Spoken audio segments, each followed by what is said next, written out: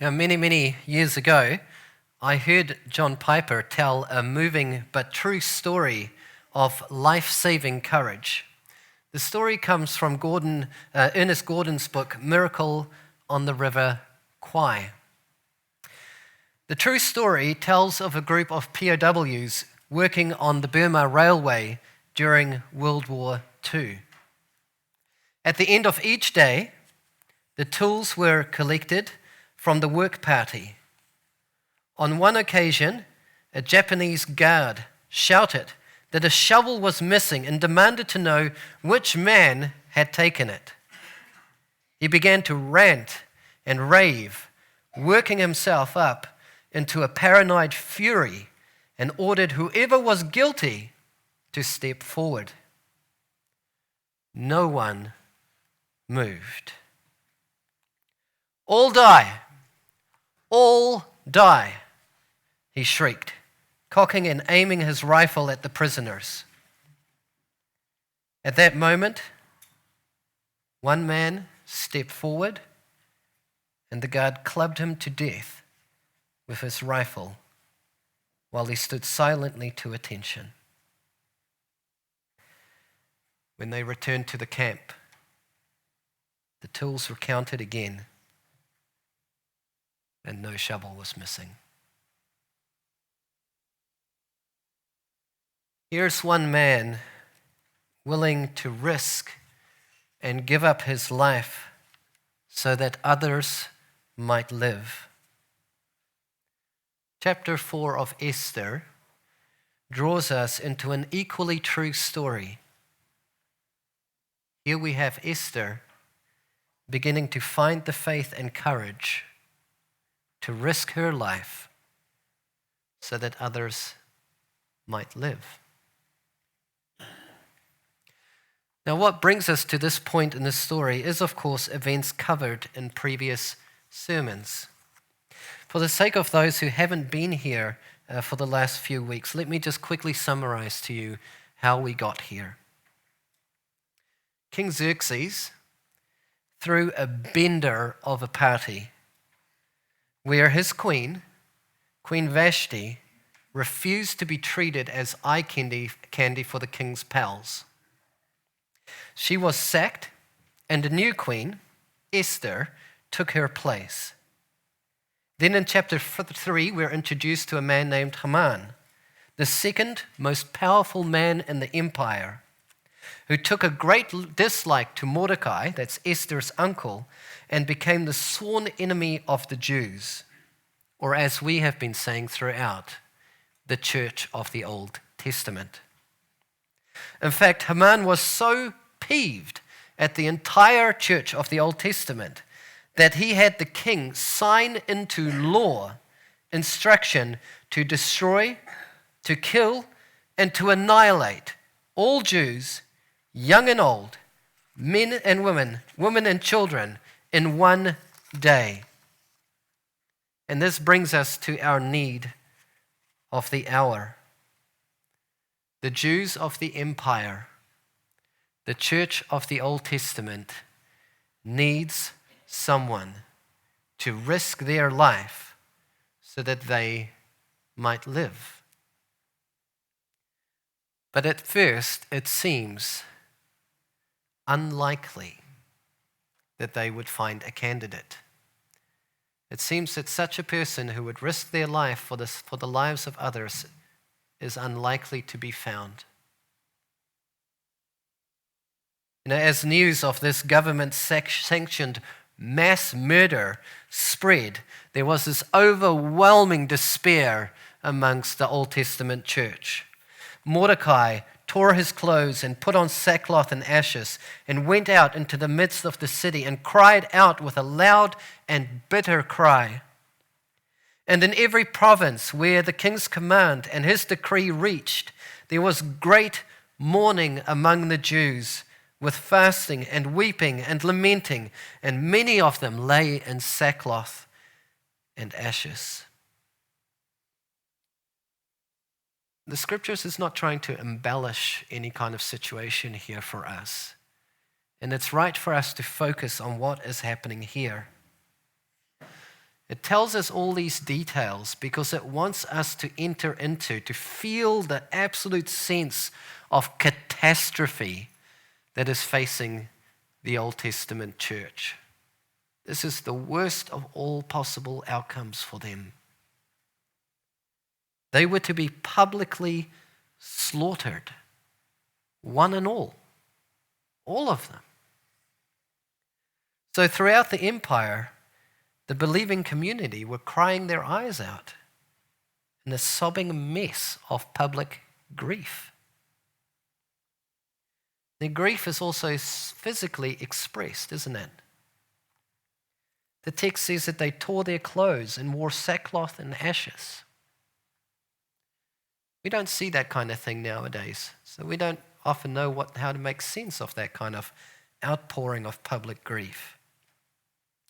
But what this does, the tearing of the clothes, the putting on the sackcloth, the ashes, it represents their undoing, their decomposition from life itself. Their becoming nothing, worthless. Consider similar events of the prophet Jonah when he sent a message to Nineveh of their coming destruction. And what did the people of that great city do in response to that message of coming destruction? The king of Nineveh arose from his throne, removed his robe, covered himself with sackcloth, and sat in ashes. And he issued a proclamation and published throughout Nineveh, "Let man and beast be covered with sackcloth, and let them call out mightily to God." The imagery here is much the same for Mordecai's people. They reduce themselves to nothing, lamenting the legalized slaughter of their people. It is legalized slaughter of their people, and they are lamenting what is happening to them. If there is to be any hope of rescue, if there is any redemption on the horizon, the story drives us to one solution. Someone needs to go and talk to the king. Perhaps get the king to reverse the law. But going to the king without an invitation means risking your life for the sake of Mordecai's people. You don't go to the king without an invitation. To do so is to risk life for the sake of Mordecai's people. So the question is, who would risk so much? Who would risk that much for the sake of other people? Few candidates seem more unlikely than Esther at first. Remember, Esther is now part of the empire. She is part of the political machinery. Her existence, her security, her place in society depends largely on remaining in the king's good books. Moreover, Queen Esther, herself a Jew affiliated with the Church of the Old Testament, seems somewhat oblivious, out of touch with the fact that a date has been set for the mass slaughter of her people. When she discovered Mordecai in absolute despair, her response is somewhat revealing about what she knows is going on. In verse 4 we read, when Esther's young woman and her eunuchs came and told her that Mordecai was in despair, the queen was deeply distressed. She sent garments to clothe Mordecai so that he might take off his sackcloth, but he would not accept them.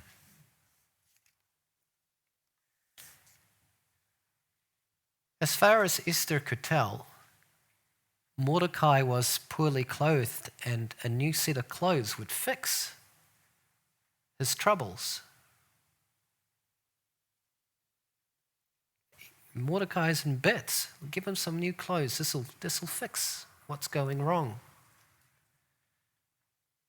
It would seem Queen Esther was so caught up in empire life, she wasn't even aware that the empire had authorized the murder of her people, her church.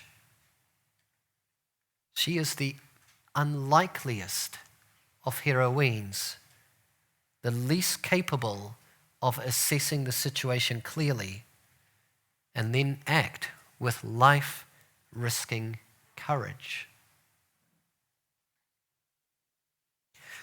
At this point in the story, it's also worth noting that Esther and Mordecai weren't speaking to each other face to face. They weren't addressing each other in person, just hanging out. The text makes clear that they were passing messages to each other through servants. And one such servant was Hatak. Evidently, once Esther realized a new suit of clothing wasn't going to fix whatever troubled Mordecai, she presses in. She presses in on the issue. She shows real character and sympathy here. She really wanted to know what has gone so terribly wrong for Mordecai that he would be in such a state. And then full disclosure is given to her. She is brought up to speed with what's been happening right under her nose. And the thing to note here is that no detail was left out. Queen Esther wasn't given a PG version of an R18 event. Everything is told her. Mordecai told him all that had happened to him and the exact sum of money that Haman had promised to pay into the king's treasuries for the destruction of the Jews. Mordecai also gave him a copy of the written decree issued in Susa for their destruction, that he might show it to Esther and explain it to her. In doing this, Mordecai wants Esther to get it. Do you get it, Esther? Do you feel the weight of the catastrophe? Do you see clearly that Haman had weaponized the entire empire against every single member of the Old Testament church? The situation really was as bleak and every bit as hopeless as Mordecai's tears and public grief led on. It was bleak and it was hopeless. And Esther has to see it for what it is. But more than just getting it and Esther sensing the hopelessness of the situation, Mordecai wants Esther to see that the problem here is not simply the problem is not simply facing some other people. The problem barreling down at Mordecai is not just a problem facing other people, people that Esther could just as easily ignore or overlook. No, the problem is that Haman has targeted her people, her church. Notice what Mordecai suggests to her in verse 8. Mordecai also gave, this is the messenger, a copy of the written decree issued in Susa for their destruction, that he might show it to Esther and explain it to her, and command her to go to the king to beg his favor and plead with him on behalf of who? On behalf of her people. That's the issue. That's the issue that Mordecai is pressing on Esther. Haman wasn't looking to execute people Esther was vaguely familiar with. Haman wanted to destroy her people. And so the question now facing Esther is a question of identity and allegiance. Where will it lie? Remember, Esther had grown up in that church of the Old Testament. She had grown up amongst those people. She was even adopted by one of her members. She was, at least in her younger years, a participant in their story with God. The question now is, did the comforts and the prestige she experienced in the empire as queen imprint a new identity upon her? Has she become someone else that is not covenantally linked to God? It's interesting, as a side note here, that this question of identity is teased out for us somewhere else in the book of Esther also. In the whole book, she's the only character that's identified for us by two names. In chapter 2, we learned that Mordecai was bringing up Hadassah. That's a distinctly Jewish name. That is Esther. Whereas Esther is a name that would blend into the empire quite nicely. So she is presented to us with two names, two identities.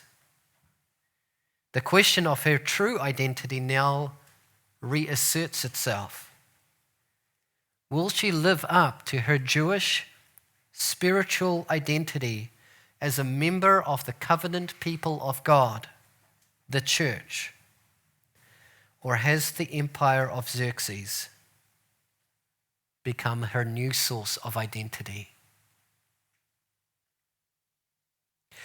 To put Mordecai's command in the form of a question, will you, Esther, go to the king and beg his favor and plead on behalf of your people? Who is your people, Esther? Who do you regard your people to be? The question of identity is one that faces Christians, I'm sure. It's not an unfamiliar theme in the Bible either. The great leader of the Old Testament church, Moses, he had to face a similar question in his lifetime, didn't he?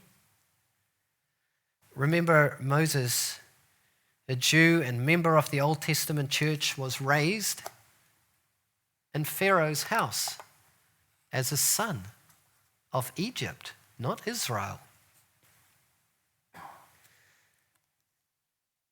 Moses had full access to the privileges, the wealth, the education, the contacts, the luxuries, the comforts of the empire.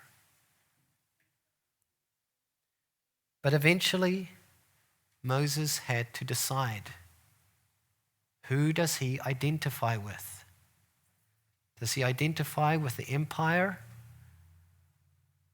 Or does he belong with the covenant people of God? As the book of Hebrews records, by faith, Moses, when he was grown up, refused to be called the son of Pharaoh's daughter, choosing rather to be mistreated with the people of God than to enjoy the fleeting pleasures of sin. You see how Moses too had to face this very difficult question of who am I really? Do I belong to the empire of the world, or do I belong to God's kingdom? You need to make that decision also. You need to know whom you belong to. Where is your true identity? Where does your allegiances lie? The same choice was staring Esther in the face. Will she choose to stand with her people, or will she choose the empire? And boy, oh boy, this is not an easy decision to make, is it? For Esther to stand with her people requires a proactive strength derived from true biblical faith. It's the only way she would make that choice to stand with her people is by faith. She would need to discover a strength that she had not seen before. As we've seen up to now in Esther, much of Esther's life has been lived passively. She just had to roll with the punches that life gave her. Her parents died when she was young, so she was adopted by a family member, Mordecai. When the king wanted a sexy new queen, she's commandeered to the harem. Life was happening to her. She was simply rolling with the punches. She is depicted so far in Esther as simply a passenger along for the ride of life. But slowly, and very tellingly in this chapter, her character begins to develop, doesn't it? She slowly steps out from the purely passive Esther to show a remarkable strength. She develops. She grows. She understood why Mordecai wanted her to plead with Xerxes, her husband, for relief. She also knew that this was a very dangerous proposition. Because as verse 11 says, all the king's servants and all the people of the king's provinces know that if a man or woman goes to the king inside the inner court without being called, there is but one law: to be put to death, except the one to whom the king holds out the golden scepter. Think about Esther's life so far. There's been a lot Esther had no control over in her past. There's no shortage of people telling her what to do in the present, including Mordecai. But finding her feet, her confidence, her courage would only come by true biblical faith. And that faith in the God who makes and keeps promises. Her faith must be rooted in the God who makes and keeps promises. Let's look at verses 13 to 14. And Mordecai told them to reply to Esther, "Do not think to yourself that in the king's palace you will escape any more than all the other Jews. For if you keep silent at this time, relief and deliverance will rise for the Jews from another place." It will rise from another place.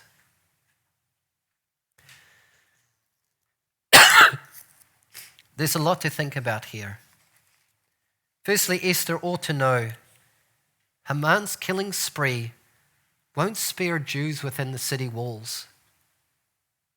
He signed into law to destroy, to kill, to annihilate all Jews. Whether those Jews stood on the streets or whether they were found in the king's bedroom, it mattered little. The decree is for the destruction of all Jews. But secondly, Mordecai was convinced relief and deliverance would come from somewhere. It would come from somewhere. And this is far more than wishful thinking on the part of Mordecai. This is faith.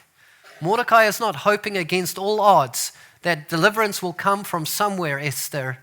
He is claiming that. He is making a statement of faith. The deliverance will come. Esther or no Esther, the deliverance will come. And that is an assertion of faith. Relief and deliverance would come from somewhere because it had to. It had to. God's very integrity was on the line. He made a promise, and he has guaranteed to keep it. In ancient times, remember, God placed Abraham under the night sky and said, look toward heaven. Look toward heaven and number the stars.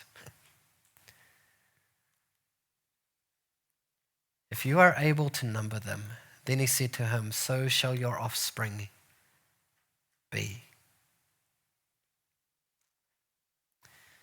So think about this situation. If Haman were to succeed in killing every Jew, every descendant of Abraham, God would have broken his promise to Abraham at least.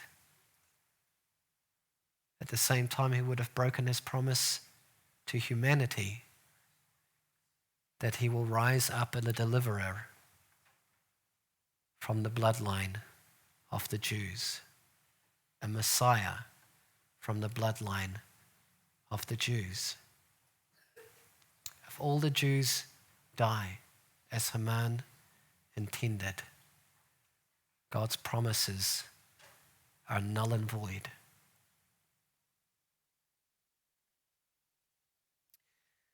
So what does Mordecai do? He recognizes that God made these staggering gospel promises, and then he banks on them. God made this promise, and he banks them.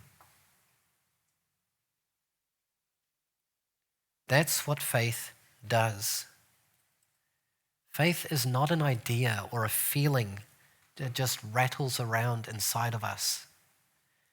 True faith trusts something, it trusts someone. It has a conviction that what is trusted is true, and then entrusts itself to that which it trusts. The old Latin words for these three aspects of faith is notitia, assensus, and fiducia. Mordecai exhibits this kind of well-formed faith, a true biblical faith. He knows the content of what he trusts. He's trusting God. He knows who to trust. He was convinced that the one he trusts makes promises that are trustworthy, that God can be trusted. And then he entrusts his entire future, along with the future of the entire Old Testament church, to the God who made these trustworthy promises. That is faith. That is faith, to look at the promises that God makes and then bank on them. Throw yourself at them, trustful into them.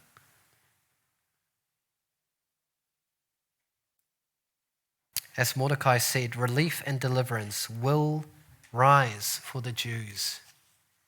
It had to. And Mordecai was confident in that. So the question is not whether deliverance or relief would come. The only question really is where. What instrument will God use to produce this deliverance and relief? How will he do it? How will he do what he has promised? And Esther too must now contend with this faith. She must consider the possibility of deliverance for God's people may actually come by her position of power and influence, a position which she neither sought out or aspired to. It's not like she grew up dreaming to be in the king's harem, right? She didn't aspire to this position of influence. She didn't seek it out, but somehow she has obtained it. Odd, isn't it? Odd. Perhaps to the credit of the hidden hand of God. Perhaps even for exactly this moment when deliverance was so desperately needed. As Mordecai had now preached the gospel to Esther, that God will surely deliver his people from the judgment of death, Esther must either reject this gospel or believe as Mordecai does. And then she must act, entrusting herself to the God who made the gospel promise to deliver.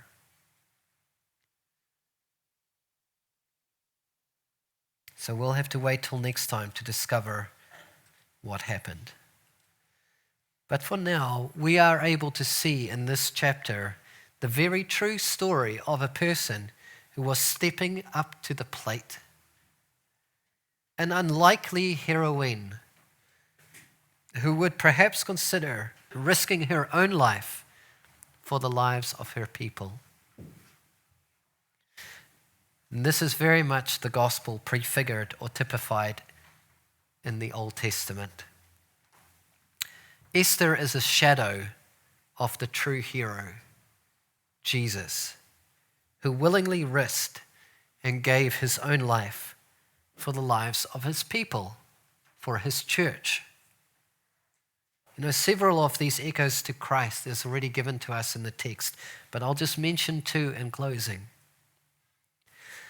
As Mordecai and the Jews loudly lamented their death sentence, even though they had done nothing to deserve it, so it is with Jesus. As Jesus faced the sentence of death and having done absolutely nothing to deserve it, we are told Jesus cried out with a loud voice, saying, my God, why have you forsaken me?" Jesus' cry is the suffering of the innocent, just as the cries of Mordecai's people was the cry of the suffering innocent. The second echo of Christ has already been suggested to you. Jesus was the more excellent Esther. Jesus was the more excellent Esther, who not only risked his life but gave it up so that others may live. This is the crux of our gospel. Jesus, identifying with his people, his church, stood in the way of death's judgment, which threatened to consume us and grip us and hold us. As the scriptures say, we have all sinned, and the wages of sin is death. But Jesus stands in the way. He diverts the ferocious appetite of death's judgment to himself, so that his church, his people, can live. Will you believe that gospel? And will you trust the God who makes that promise?